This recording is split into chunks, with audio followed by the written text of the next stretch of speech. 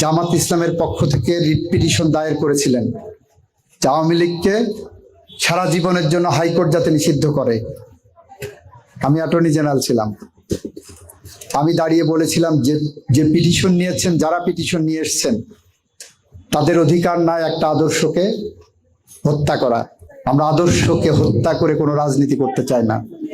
শেখ মুজিবুর রহমানের রাজনীতির উপর নির্ভর করে বাংলাদেশে খুন খারাপি অনেকেই করেছিলেন, কিন্তু ওনার জানাজার নামাজে যেতে পারলেন না, গেলেন না। আমরা আদর্শিক রাজনীতি চাই।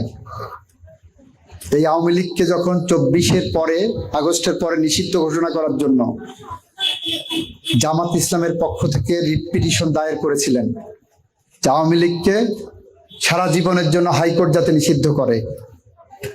আমি অ্যাটর্নি জেনারেল ছিলাম।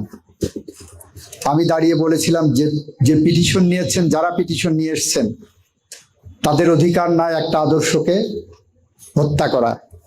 আওয়ামী লীগে যেমন খুনি আছে, আওয়ামী লীগে অনেক আদর্শিক সৈনিকও আছে। সেদিন আমি সেটা আওয়ামী লীগের রেজিস্ট্রেশন বাতিল করার জন্য হাইকোর্টে বাধা দিয়েছিলাম। কারণ আমরা চিন্তা করি আদর্শের, আমরা আদর্শকে হত্যা করে কোনো রাজনীতি করতে চাই না।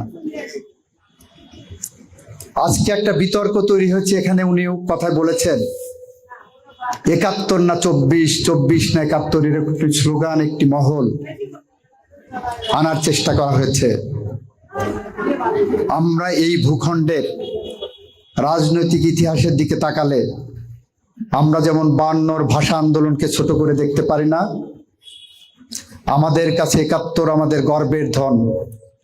71-এ যারা মুক্তিযুদ্ধ করেছেন, যারা আমার ভূখণ্ড দিয়েছেন, যারা স্বাধীনতা দিয়েছেন, পতাকা দিয়েছেন, তাদেরকে খাটো করে যারা দেখবে, আমরা তাদের সাথে নাই।